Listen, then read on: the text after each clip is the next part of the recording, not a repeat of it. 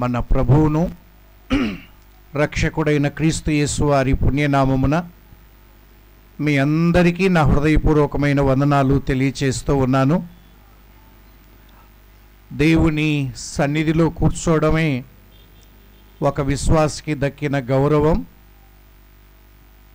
అంత మాత్రమే కాకుండా ఆయన బోధ వినడం ఈ ప్రపంచంలో అన్నిటికంటే ఉత్తమమైన కార్యం. ప్రభు అన్నాడు, మరియా ఉత్తమమైన దానిని ఏర్పరచుకొనెను. కోట్ల రూపాయలు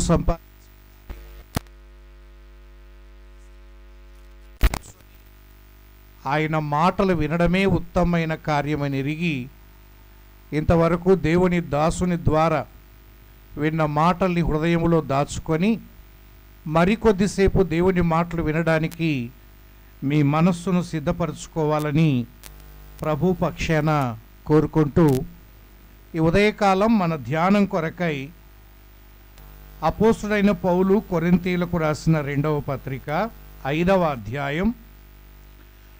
అపోస్తుడైన పౌలు కొరింథీయులకు రాసిన 2వ పత్రిక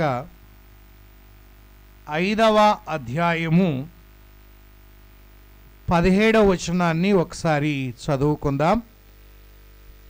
కాగా ఎవడైనను క్రీస్తునందున్న ఎడల వాడు నూతన సృష్టి, పాతవి గతించెను, ఇదిగో క్రొత్తవాయెను. చిన్న మాట ప్రార్థన. కరుణా సంపన్నుడా, మీ పాదాలకు స్తోత్రములు నాయనా. మీ కృపచేతనే రక్షించబడిన మేము కాపాడబడుతూ ఉన్నాం. అందును బట్టి మీకు స్తోత్ర.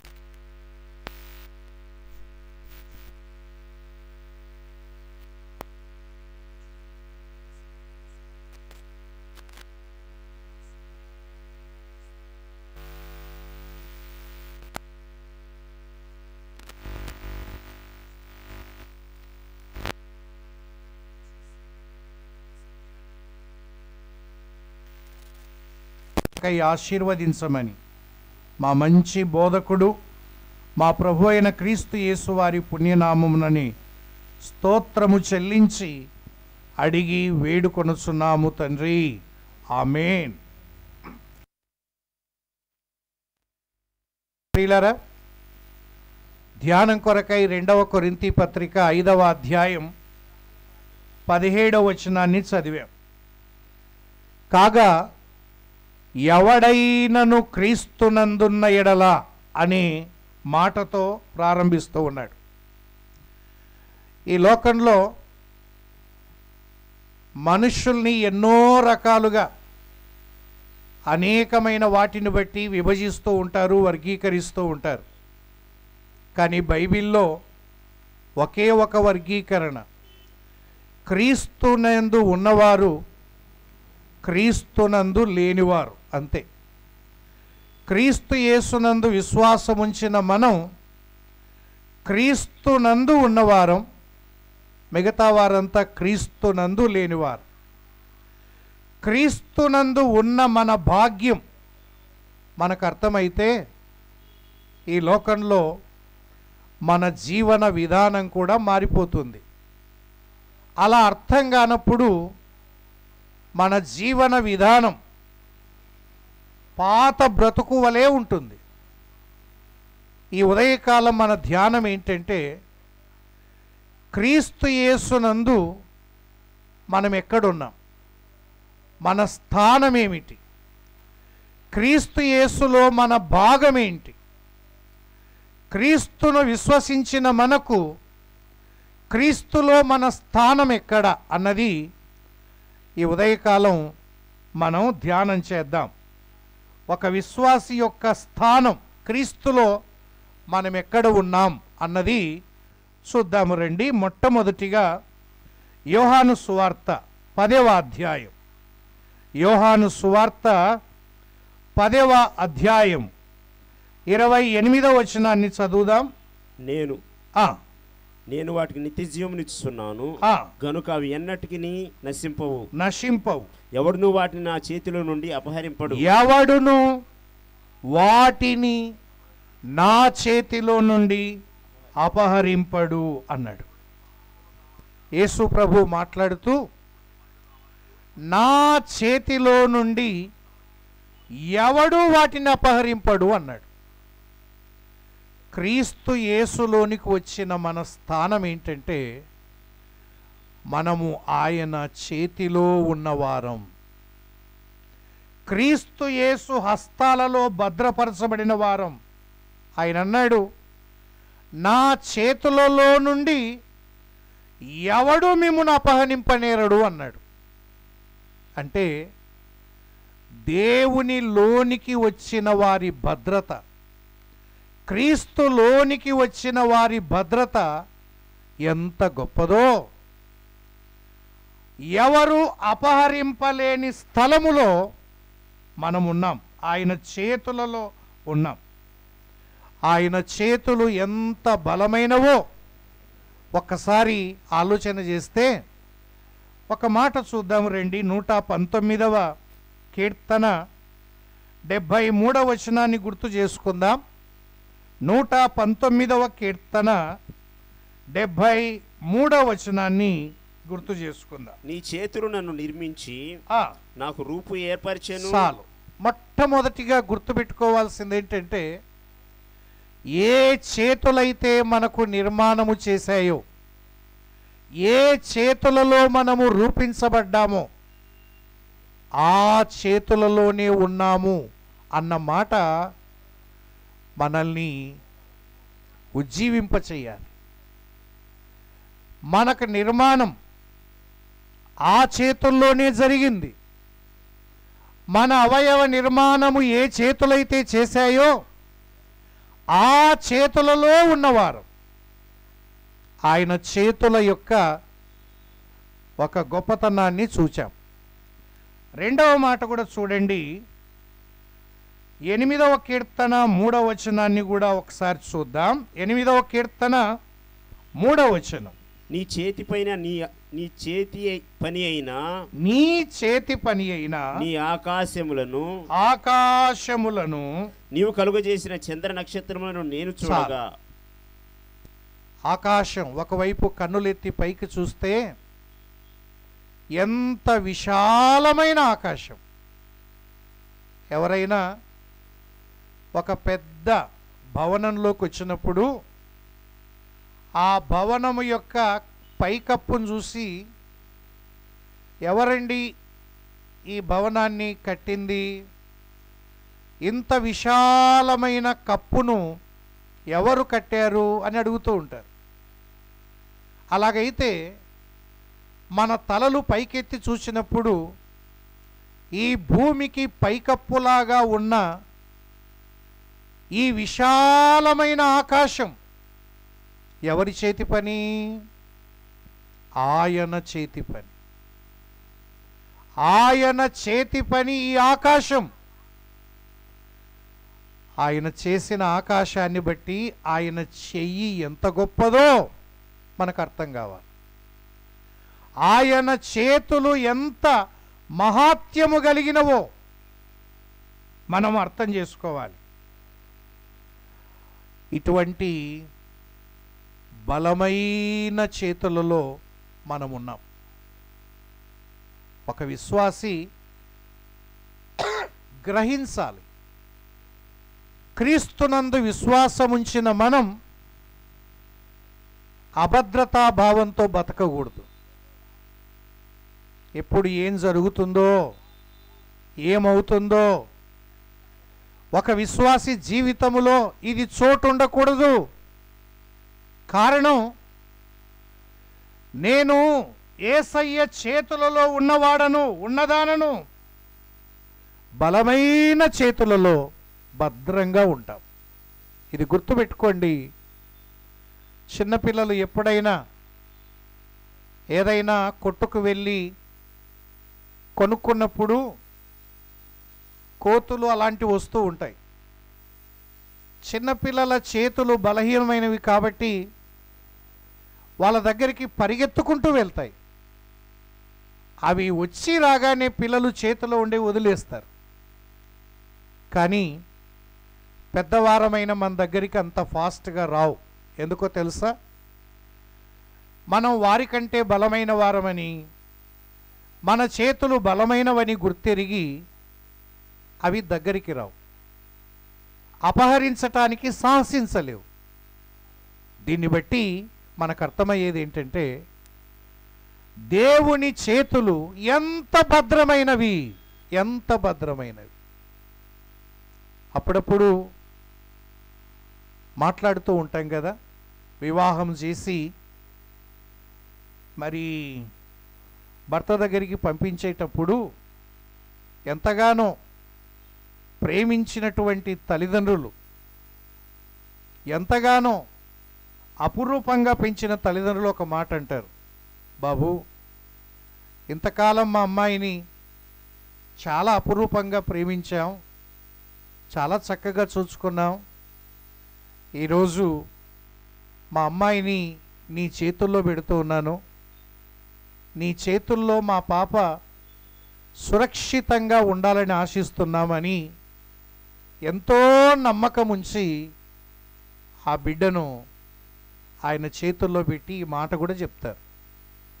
కానీ ఒక చోట ఏం జరిగింది అంటే, ఇలా చెప్పి పంపిన 4 నెలలకే ఆ 2 చేతులు విరగ్గొట్టి ఇంటికి పంపించాడు.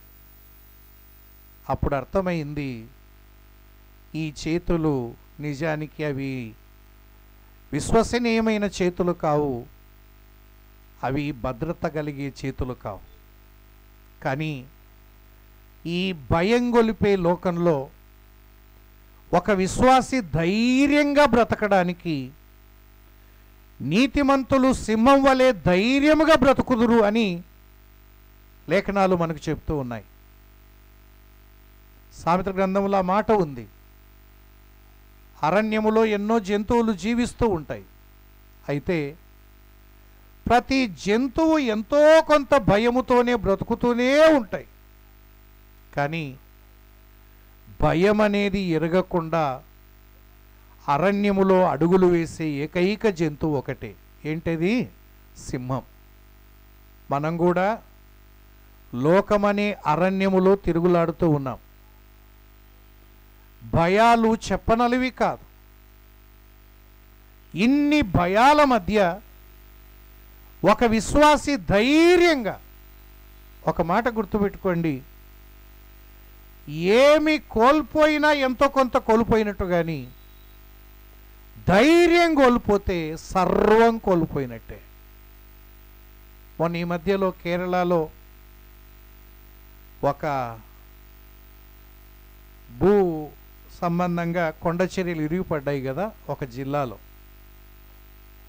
1 గంటలో కొన్ని వేల మంది సజీవ సమాధి అయ్యారట. ఈ 48 గంటలు గడిచిన తర్వాత ఆ రెస్క్యూ టీం వారు ఆ శిథిలాలను తొలగిస్తూ వస్తూ ఉన్నప్పుడు అకస్మాత్తుగా ఒక చేతి వ్రేళ్ళు ఒక 3 బయటికి కనిపించి ఇట్లా కదులుతున్నాయట. అప్పటికి ఆ ప్రళయం జరిగి 48 గంటలు అవుతుంది.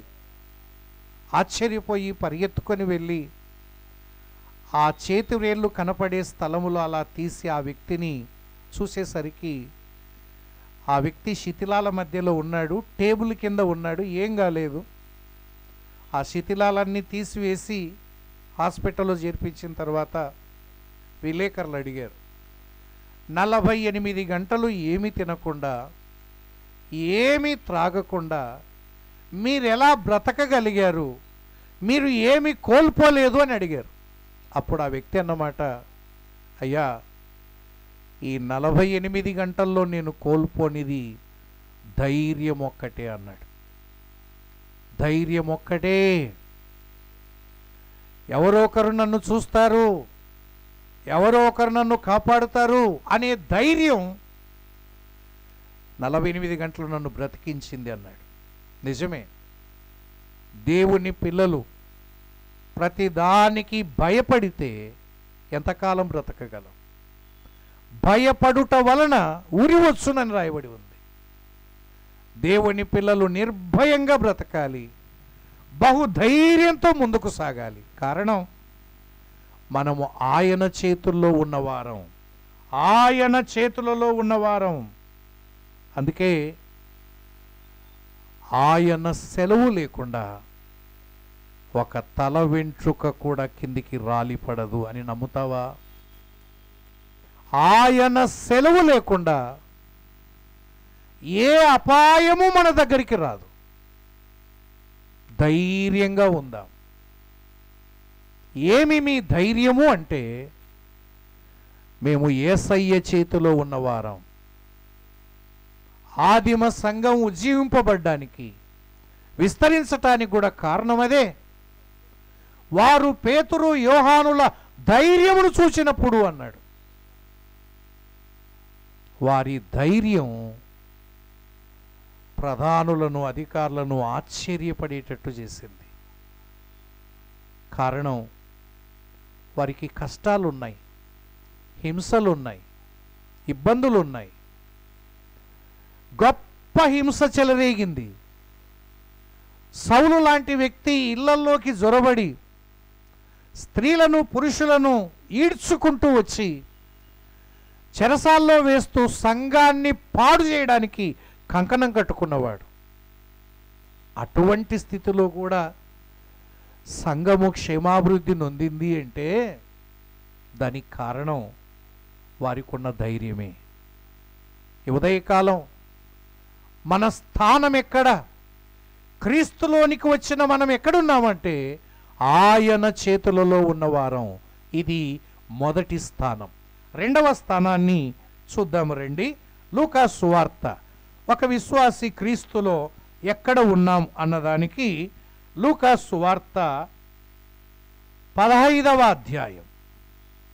లూకా సువార్త 15వ అధ్యాయం 5వ వచనాన్ని చదువుదాం. అది దొరికినప్పుడు సంతోషంతో దానిని తన భుజముల మీద వేసుకుని ఇంటికి వచ్చి తన స్నేహితులను, పొరుగు వారిని పిలిచి, చాలు. అది దొరికినప్పుడు, ఇది తప్పిపోయిన గొర్రె దొరికితే ఆ గొర్రెను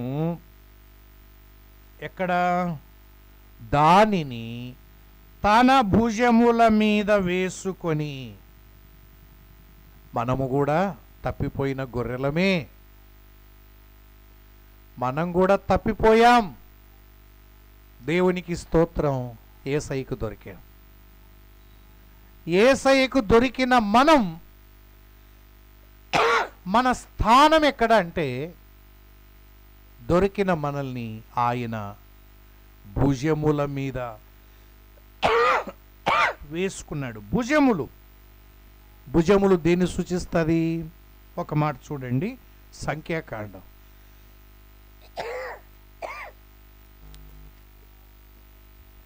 సంఖ్యాకాండం 7వ అధ్యాయం 9వ వచనం.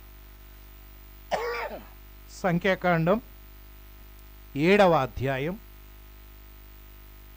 9వ వచనాన్ని చూద్దాం. కహాతీయులకు ఇయ్యలేదు, ఏలయనగా పరిశుద్ధ స్థలపు సేవ వారిది, తమ భుజముల మీద మోయుటయే వారి పని. భుజముల యొక్క పని ఏం పని చెప్పండి? మోయడం. బరువులను మోయడానికి భుజాన్ని ఉంచుతాం. చిన్నదైతే ఇనక చేత పట్టుకొని వెళ్తాం, కానీ బరువు ఎక్కువైనప్పుడు వెంటనే భుజాలు ఉంచి భుజం మీద వేసుకుంటాం. తప్పిపోయిన గొర్రెను కాపరి భుజముల మీద వేసుకొనెను అంటే అర్థం ఏంటంటే, నీ భారాన్ని, నా భారాన్ని ఆయన భరించువాడు అని గుర్తుపెట్టుకోవాలి. మనము ఎవరికైనా భారంగా ఉండొచ్చునేమో కానీ మనల్ని మోస్తూ ఉన్న ప్రభువుకు మనం ఎప్పుడూ భారం కాదు. ఆలోచించేద్దాం. ఒక వ్యక్తిని మోయడం అంటే అంత సులభం కాదు. ఒక వ్యక్తి బరువును భరించడం అంటే అంత సులువు కాదు. మనం కూడా బిడ్డల్ని ఎత్తుకుంటాం. ఏ వయసు వరకు ఎత్తుకుంటాం? ఒక వయసు వరకు ఎత్తుకోగలం. ఆ తర్వాత ఎత్తుకోవాలన్న ఆశ మనకున్నా, ఎత్తుకోమని పిల్లలు అడిగినా, నీ భారాన్ని నేను భరించలేను నాయనా, నేను ఎత్తుకోలేను అంటాం కదా. అట్లాగైతే భారాన్ని భరించడం అంటే అర్థం ఏంటి? భారాన్ని భరించడం అంటే, ఒక వ్యక్తి మన ఇంటికి వచ్చినాడు అనుకోండి, ఆ వ్యక్తిని భరించడం అంటే అర్థం ఏంటంటే, ఆ వ్యక్తి వచ్చినప్పటి నుండి తిరిగి వెళ్ళేంత వరకు అతని అవసరాలన్నీ తీర్చడమే భారాన్ని భరించడం. అతని అవసరాలన్నీ తీర్చడం భారాన్ని భరించడం. మనం అప్పుడప్పుడు కొంతమంది సొంత అన్నదమ్ముల పిల్లల్ని కానీ అక్క చెల్లెల పిల్లల్ని కానీ దగ్గర పెట్టుకొని చదివిస్తూ ఉంటారు. మొదట్లో అంటారు, మేము పరాయి వారమా, మీ బిడ్డను ఒక్కదాన్ని మేము చదివించలేమా, నీ కొడుకును చదివించలేమా? అప్పుడు మనం అంటాం, ఎందుకు లెక్క మీకు భారం అంటే, వాడు ఎంత తింటాడు, వానికి ఏం అవసరాలు ఉంటాయి, వాని భారాన్ని మేము భరించలేమా అని పెట్టుకుంటారు. 1 నెల, 2 నెలలు, 3 నెలలు, వాని వయసు 6 సంవత్సరాలు లేవు. కానీ వెంటనే అర్థమవుతుంది, వీన్ని వెనక్కి పంపిస్తే మేలు, భారం ఎక్కువైంది అంటారు కదా. సొంత వారైన తెలిసినప్పటికీ వారి అవసరాలు తీర్చలేక భారమని భావించి వెనక్కి పంపుతాం. ఆఖరికి ఎంత భారం అయిందంటే, కన్న తల్లిదండ్రులను పోషించడం కూడా కన్న బిడ్డలకు భారమై, 3 నెలలు పెద్దవాని దగ్గర ఉండమ్మా, 3 నెలలు చిన్నవాని దగ్గర ఉండు అని ఆ భారాన్ని పంచుకునే స్థాయికి ఎదిగాం. అంటే ఒక వ్యక్తి భారాన్ని భరించడం అంత సులభం కాదు. అలాంటిది క్రీస్తు యేసులోనికి వచ్చిన మనం గ్రహించాల్సింది ఏంటంటే, నేను ఈ భూలోకంలో బ్రతికినంత కాలం నా భారాన్ని నా దేవుడే భరిస్తాడు. నా భారమంతా భరించువాడు ఆయన అని గ్రహింపు ఉండాలి. ఒక వచనం చదువుదాం కీర్తనలో. కీర్తనకారుని యొక్క అనుభవం 68వ కీర్తన 68వ కీర్తన 19వ వచనాన్ని చూద్దాం. 68వ కీర్తన 19వ వచనం. ప్రభు స్తుతి నందును గాక, అనుదినము ఆయన మా భారము భరించుచున్నాడు. అనుదినం, నెల రోజులు కాదు, సంవత్సరం కాదు, అనుదినం. మనం పుట్టినప్పటి నుండి ఎవరి భారాన్ని భరిస్తూ ఉన్నారు? నీకు అనిపిస్తూ ఉందా? శ్వాసించటానికి ఆక్సిజన్ ఎవరు ఇస్తున్నారు? నివాసయోగ్యమైన భూమిని ఎవరు ఇచ్చారు? మనల్ని పోషిస్తున్నది ఎవరు? కాపాడుతున్నది ఎవరు? అనుదినము మనల్ని భరిస్తున్న దేవుణ్ణి గుర్తుపట్టడం లేదా? భయపడాల్సిన పని లేదు. నా భారం నా ప్రభువే చూసుకుంటాడు. దాని అర్థం ఏంటంటే, నా ప్రభువు నా ప్రతి అవసరాన్ని తీరుస్తాడు. యెహోవా ఈరే, యెహోవా చూచుకొనును. అమ్మా, అయ్యా, నీ భారము ఎవరు భరిస్తారా అని ఎతుకుతున్నావు కదా. ఆయన నిన్ను భుజాల మీద మోస్తూ ఉన్నాడు. నీ భారాన్ని భరిస్తున్నవాడు తగిన సమయం వచ్చినప్పుడు సమయోచితమైన సహాయం చేస్తాడు. ఆ రోజు ఇస్సాకు అబ్రహామును అడిగాడు, తండ్రి గొర్రెపిల్ల ఏది అన్నాడు. అబ్రహాం అన్నమాట, యెహోవా ఈరే. ఆ సమయం వచ్చినప్పుడు గొర్రెపిల్ల ఎప్పుడు అవసరం? బలిపీఠాన్ని కట్టాలి, కట్టెలు క్రమంగా పేర్చాలి, దాని తర్వాత కదా గొర్రెపిల్ల అవసరం. ఆ సమయం వచ్చినప్పుడు ఆయన చూసుకుంటాడు. ఎంత విశ్వాసం! మన జీవితాల్లో కూడా ఎప్పుడు కూడా భయపడడానికి వీల్లేదు. నేను ఎలా బ్రతుకుతాను, ఎలా జీవిస్తాను, నా అవసరాలు ఎలా తీరుతాయి, నా కుటుంబ అవసరాలు ఎలా తీరుతాయి, ఇదే కదా. ఈ చింతతోనే వాక్యము కూడా వినకుండా, వాక్యం ఫలించకుండా ఉండడానికి కారణం ఇదే చింతనే. ఏమి తిందుమో, ఏమి త్రాగుదుమో, ఏమి కట్టుకుందుమో, అంతేనా? ఆయన భారాన్ని భరించేవాడు. ఒకసారి మోషే అనుభవాన్ని చదువుదాం రండి. మోషే అనుభవాన్ని, ఆ మాట సంఖ్యాకాండం 11వ అధ్యాయం 14వ వచనాన్ని చూద్దాం. సంఖ్యాకాండం 11వ అధ్యాయం 14వ వచనం. ఈ సమస్త ప్రజలను ఒంటిగా మోయ నా వలన కాదు. మోషే ఎంత గొప్ప నాయకుడో తెలుసా? ఒకరోజు చేతులు ఎత్తేసాడు. ఈ సమస్త ప్రజలను ఒంటిగా మోయడం నా చేత కాదు, అది నేను భరింపలేని భారము, నేను భరించలేని భారం. మోషే నిస్సహాయతను గుర్తు చేస్తున్నాడు. మోషేనే కాదు, నువ్వెంత గొప్ప ధనవంతుడివైనా, ఎంత జ్ఞానవంతుడివైనా, మనం ఒకరి భారాన్ని ఒకరు భరించటానికి చేత కాదు. నిజం, ఇది వాస్తవం. మోషే నిస్సహాయుడైపోయి, ప్రభువా, ఈ భారాన్ని భరించడం నా చేత కాదు తండ్రి, నేనేమన్నా వీళ్ళను కడుపున కన్నానా? ఎంత వ్యసన పడుతున్నాడంటే నా చేత కాదు అన్నాడు. నిజమే, ఒక్కోసారి కన్న బిడ్డల్ని కూడా పెంచుకోలేని దుర్భర పరిస్థితుల్లో బ్రతికే వారిని చూడగలం. ఈ పిల్లల్ని ఎలా పెంచాలి? కానీ ఒక్క మాట గుర్తుపెట్టుకోండి, ఏ ప్రభు అయితే నిన్ను పిలిచాడో నువ్వు దొరికినప్పుడే ఆయన భుజాల మీద వేసుకున్నాడు.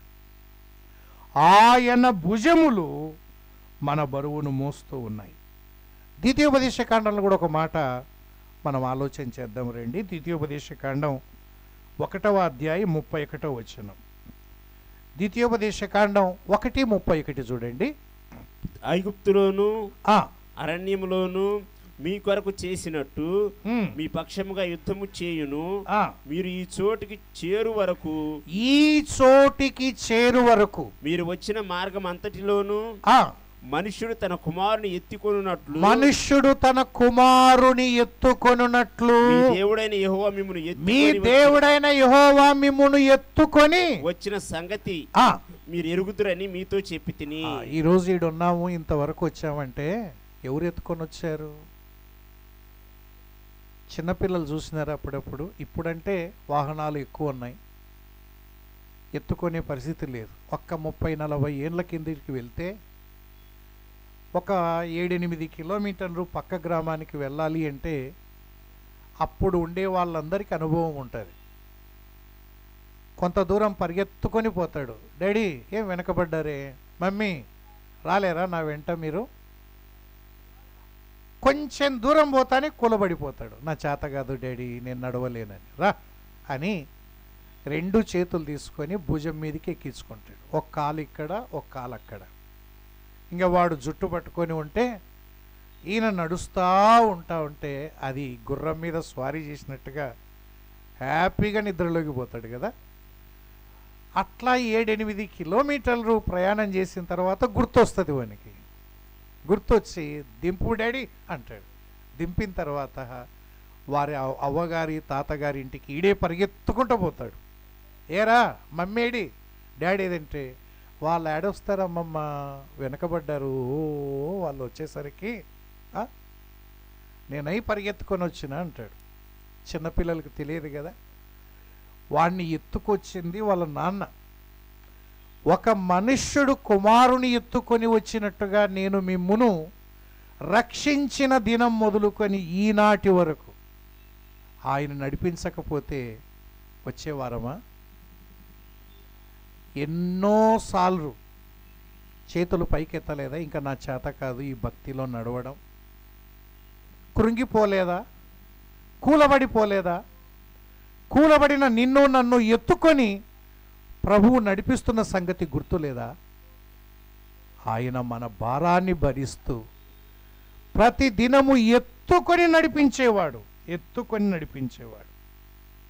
అందుకే చక్కటి వాగ్దానం, క్రీస్తు యేసు ఐశ్వర్యం మన ప్రతి అవసరాన్ని తీరుస్తుంది. కొన్ని అవసరాలు కాదు, 100% నీ అవసరము అయితే, నా అవసరమైతే దేవుడు ఖచ్చితంగా తీరుస్తాడు.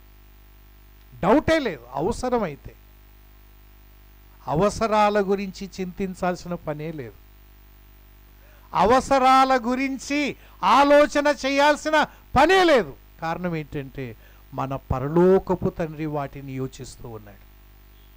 నమ్ముతావా?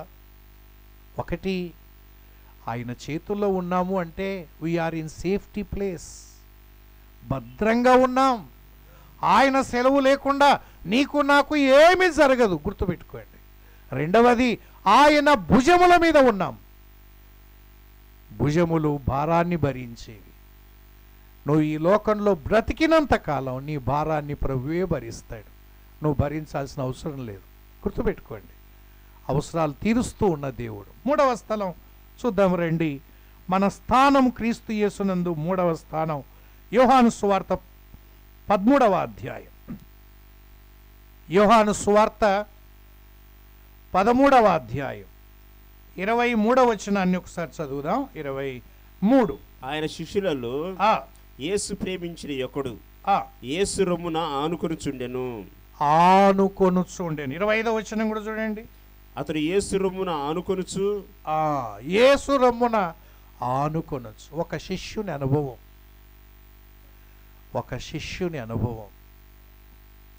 ఎక్కడ ఆనుకుంటున్నాడట? యేసు రొమ్మున ఆనుకొనడు. మూడవ స్థలం ఆయన రొమ్ము. రొమ్ము అనగానే దేనికి సూచన అంటే మనకు తెలుసు కదా. అబ్రహాము రొమ్మున ఎవరు అనుకున్నారు?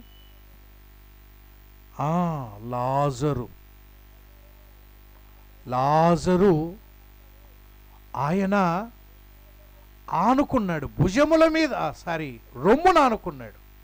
అందుకే అక్కడ అన్నాడు, ఇదిగో అతడిక్కడ నెమ్మది పొందుకుంటున్నాడు, విశ్రాంతి పొందుకుంటున్నాడు. ఆయన రొమ్ము విశ్రాంతిని సూచిస్తుంది, నెమ్మదిని సూచిస్తుంది. చిన్న పిల్లలు చూడండి, బయటికి వెళ్ళి ఆడుకుంటూ ఏదైనా గొడవ జరిగినప్పుడు ఒకరినొకరు కొట్టుకొని గట్టిగా ఏడుస్తూ పరిగెత్తుకొని వస్తారు. వచ్చి వాళ్ళు కూర్చొనే స్థలం ఎక్కడంటే వాళ్ళ అమ్మ రొమ్మున ఆనుకుంటారు. ఆనుకొని ఆ ఏడుపు క్రమంగా తక్కువై వెక్కిళ్ళు మాత్రమే నిలిచి చివరికి అలాగే నిద్రపోతారు. అనగా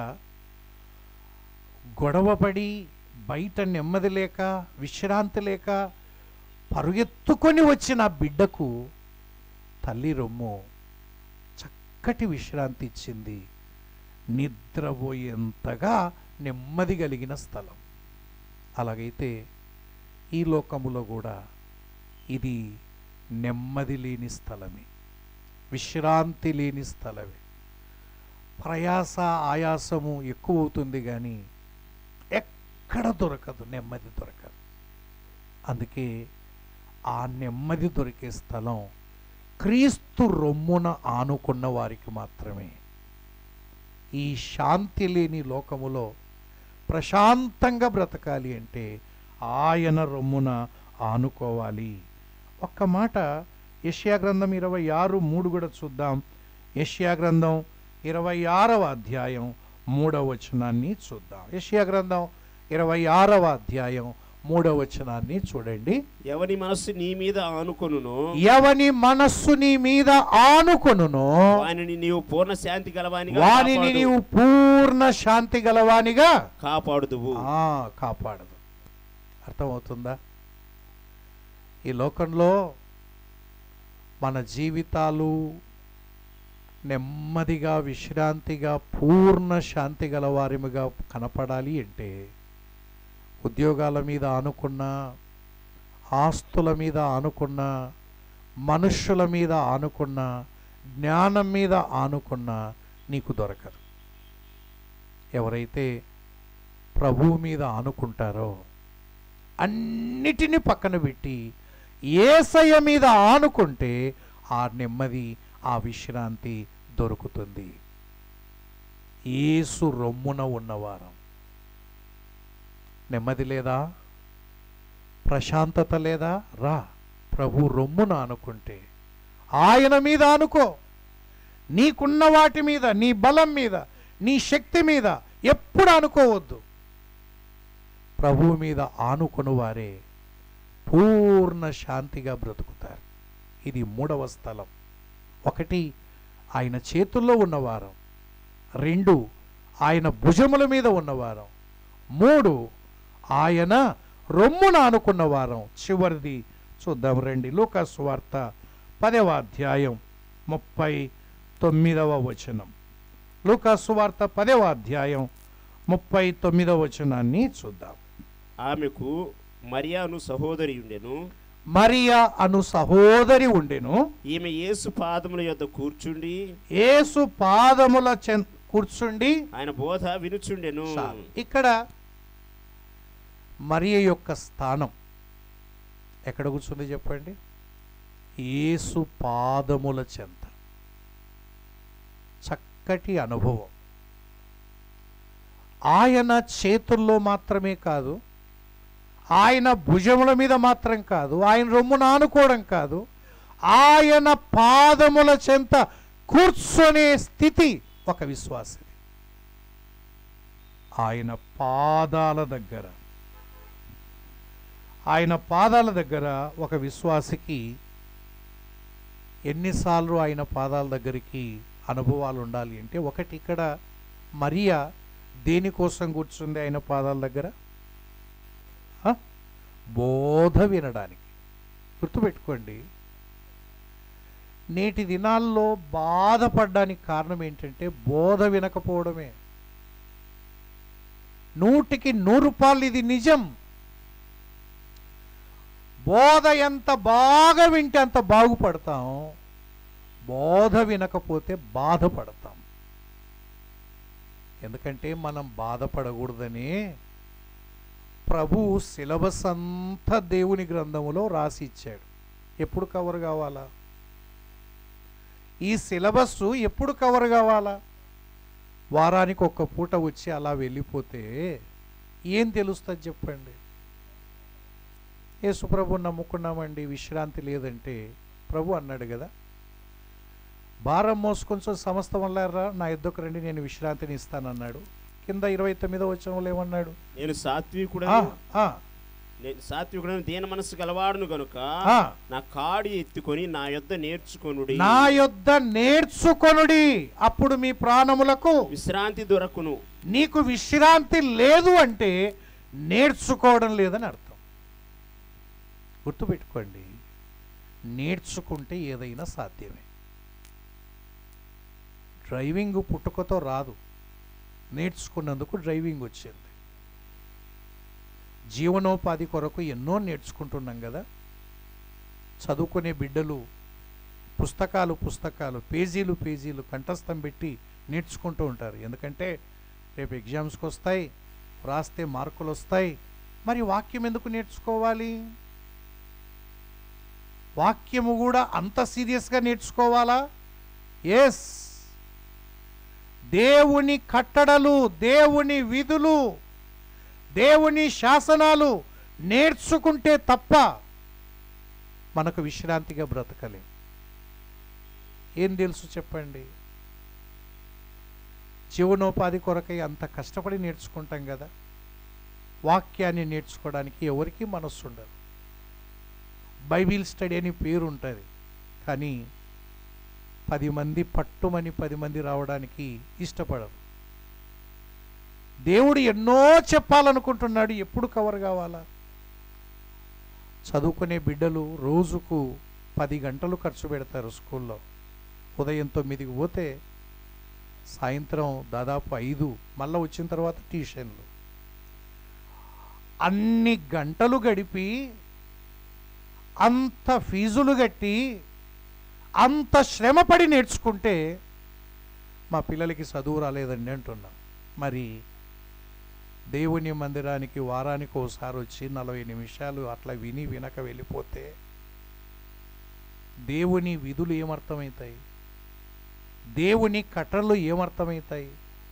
ఏమి నేర్చుకున్నాం చెప్పండి? ఎస్, దేవుని గ్రంథములో ఎంతో సిలబస్ ఉంది. వివాహము ఎలా చేసుకోవాలనే సిలబస్ కవర్ అయితే కదా నువ్వు వివాహం ఎలా చేసుకోవాలో అర్థమయ్యేది. సంసారం ఎలా చేయాలి అన్నది ఈ సిలబస్ని కవర్ అయితే కదా సంసారం చేసుకునేది తెలిసేది. సంసారం చేసుకునేది తెలియదు. అన్ని కుటుంబాలు ఎట్లా ఉన్నాయో మన కుటుంబాలు అట్లాగే ఉన్నాయి. ఎందుకంటే దేవుని దగ్గర నేర్చుకున్నాడా? ఆయన మీతో చెప్పున్నది చేయుడంటే ఆ చెప్పేది వింటే కదా. ఎవరైతే మిమ్మల్ని జత చేశాడో, ఎవడైతే మీ కాపురాన్ని కట్టాడో ఆయన మాత్రమే మీకు చెప్పటానికి సరైన అధికారం కలిగిన వాడు. మరి ఆయన దగ్గర కూర్చొని నేర్చుకునే మనసు లేకపోతే ఏం విశ్రాంతి పొందుకుంటాం చెప్పండి? కాపురాలు చేస్తున్నాం కానీ 24 గంటలు ఇదే కాపురాలే కదా. ఏడుపు, పెడబొబ్బలు, ఇంతే. ఏమైనా నెమ్మది ఉందా? నెమ్మది కాపురం చేయటానికి కావాల్సిన ధనము కాదు, జ్ఞానం కావాలి. జ్ఞానము ప్రభు దగ్గరికి వస్తే వస్తుంది. మందిరానికి సకాలానికి రావడం అనే సిలబస్ కవర్ అయిందా? వస్తే ఏమవుతుంది, రాకపోతే ఏమవుతుంది తెలుసా? దేవునికి ఇవ్వడం అనే సిలబస్ కవర్ అయిందా? ఇస్తే ఎలా ఉంటుంది, ఇవ్వకపోతే ఎలా ఉంటుంది? ఈ సిలబస్ కవర్ కాకుండా నువ్వు ఎలా ఇవ్వగలవు? ఎలా దేవుని దగ్గరికి రాగలవు? మళ్ళీ చెప్తున్నాను, ఇది దేవుని బడి సంఘం. దేవుని బడిలో సిలబస్ ఒక్కొక్క పూట ఒక్కొక్కటి కవర్ అవుతుంటే నేర్చుకునే కొద్దీ మన ప్రాణాలకు విశ్రాంతి. దేవుని దాసుల ద్వారా ఒక్కొక్క రోజు ఒక్కొక్క సిలబస్ కవర్ అయ్యి నిన్ను సంపూర్ణునిగా తయారు చేయడం కోసం సిలబస్ ఉంటే, అసలు నేర్చుకోవడానికే మనసు లేకపోతే, ఆయన పాదాల దగ్గర కూర్చోడానికి నీకు టైం లేకపోతే ఎట్లా నెమ్మది పొందుకుంటాం? ఒకటి, వాక్యం వినడానికి, వాక్యాన్ని నేర్చుకోవడానికి ఆయన పాదాల దగ్గర. ఇప్పుడు మనం కూర్చున్నది అదే, నేర్చుకోవడానికే ఈ ఏర్పాట్లు, నేర్చుకోవడానికే ఈ కష్టం, ఈ ప్రయాస. ఒకటి, బోధ వినడానికి ఆయన పాదాల దగ్గరికి రావాలి. లూకాసు వార్త 7:44 చూడండి. లూకాసు వార్తలోని 7:44. ఆ స్త్రీ వైపు తిరిగి సీమోనుతో ఇట్లా, నేను ఈ స్త్రీని చూస్తున్నావే, నేను నీ ఇంటిలోనికి రాగా నీవు నా పాదములకు నీళ్లు చెల్లలేదు గాని ఈమె తన కన్నీళ్లతో నా పాదములను తడిపి. కన్నీళ్లతో పాదాలను తడపడం, ఇది ఇంకా డైరెక్ట్ ప్రార్థనకు సూచన. ఒకటి, ఆయన వాక్యాన్ని నేర్చుకోవడానికి ఆయన పాదాల దగ్గరికి రావాలా. రెండవది, నీకు ఏ అవసరం వచ్చినా ఎక్కడ కన్నీరు కార్చొద్దండి. విలువైన కన్నీటిని వేస్ట్ చేయొద్దు. ప్రభు పాదాలనే దడపండి. ప్రభు పాదాల దగ్గరికి ప్రార్థన చేయడానికి అనుభవం రావాలి.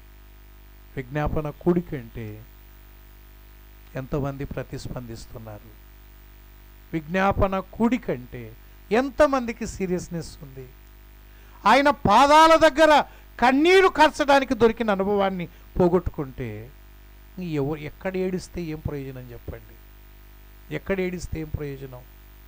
విజ్ఞాపన అంటే సంతోషంతో పరిగెత్తాలండి. సమస్యలన్నిటికీ పరిష్కారం పొందే చోటు, కన్నీళ్లతో వేడుకునే చోటు, ప్రభు సమాధానం పొందుకొని వచ్చే చోటు దగ్గరికి పరిగెత్తాలి. ఒకటి బోధ వినడానికి ఆయన పాదాల దగ్గరికి రావాలి, రెండవది ప్రార్థన చేయడానికి రావాలి. చిట్ట చివరిది యోహాను సువార్త 12:3లో, యోహాను సువార్త 12వ అధ్యాయం 3వ వచనం చూడండి. యోహాను సువార్త 12:3. అప్పుడు మరియా మిక్కిలి విలువ గల అచ్చ జటామాంసి అతను ఒక సేరునార ఎత్తు తీసుకొని యేసు పాదములకు పూసి. ఈడ కూడా ఆమెకు యేసయ్య పాదాలతో సంబంధం చూస్తున్నాం. మరియా అత్తరు ఎవరికి పూసింది? యేసయ్య పాదాలు. పుయ్యమని ఎవరు చెప్పలేదు. ఎందుకు పూసిందో తెలుసా? యేసయ్య పక్కన లాజరు కూర్చున్నాడు. లాజర్ను చూడగానే ఈమె హృదయము కృతజ్ఞతతో నిండి పొర్లి పారింది. ఈ పాటికి లాజర్ ఎక్కడ ఉండాలి? కొల్లిపోయి ఇంకా మళ్ళీ గుర్తుపట్టలేని ఆనవాళ్ళు లేకుండా అయిపోయాలి. అటువంటి లాజరు మా తమ్ముడు సజీవముతో ఇక్కడ నిలబడ్డాడు అంటే కారణమైన ప్రభువును ఆరాధించటానికి ఒకరు బలవంతం చేయాలా? ఒకరు నెట్టాలనా? ఆరాధనకు రండి రండి రండి రండి అని ఒకరు చెప్పాలనా? ఒకరు చెప్పకుండానే ఆ తమ్ముణ్ణి చూడగానే ఆరాధించటానికి ఆమె అత్తరు బుడ్డి తీసుకొని యేసయ్య పాదాలకు పూసి ఆరాధించింది. ఆరాధన అంటే నిజంగా యేసయ్య చేత చచ్చిన మనల్ని బ్రతికించినాడు కదా యేసయ్య. బ్రతికింపబడిన మనం ఆయన ఆరాధించటానికి కూడా మనసు లేకపోతే మనమేం విశ్వాసులం? ఆరాధించటానికి టైం లేకపోతే ఏం బిజీ పర్సన్స్? బాగా ఆలోచన చేయండి. అపరాధముల చేత పాపముల చేత చచ్చిన మనల్ని బ్రతికించి పరలోక రాజ్య భాగ్యాన్ని ఇస్తే ఆ మాత్రం కృతజ్ఞత లేకుండా 10 మంది శుద్ధులైరి కారా 9 ఎక్కడ అంటే ఎక్కడని చెప్పాలి? ఒకటి బోధ వినడానికి ఆయన పాదాల దగ్గరికి రండి, ప్రార్థన చేయడానికి ఆయన పాదాల దగ్గరికి రండి, మూడవది ఆరాధించటానికి ఆయన పాదాలు. ఈ 3 అనుభవాలు ప్రతి విశ్వాసికి ఖచ్చితంగా ఉంటేనే క్రీస్తు యేసునందు మన స్థానాలు 4 చూచాం. 1 ఆయన చేతిలో ఉన్నాం, ఇది భద్రతను సూచిస్తుంది. 2 ఆయన భుజాల మీద ఉన్నాం, మన భారాన్నంతా భరిస్తాడు. 3 ఆయన రొమ్మున అనుకుంటే విశ్రాంతినిస్తాడు.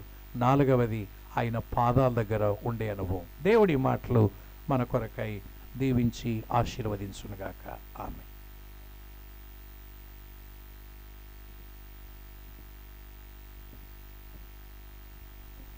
దేవుని దాసులకు మనందరి పక్షాన వందనాలు. జోసఫ్ గారికి, వారు వెల్దుర్తి, కర్నూలు జిల్లాలో వెల్దుర్తి మండలంలో హై స్కూల్ హెడ్ మాస్టర్ గారు. 10వ తరగతి పిల్లలకు మంచి ఒత్తిడిలో కూడా మన మధ్యకు వారు బైబిల్ టీచర్గా కూడా పనిచేస్తూ ఉంటారు. వారు మన మధ్య ఉంటూ ఆశీర్వాదం. వారికి మనందరి తరఫున వందనాలు తెలియపరుస్తున్నాను. వినుకొండ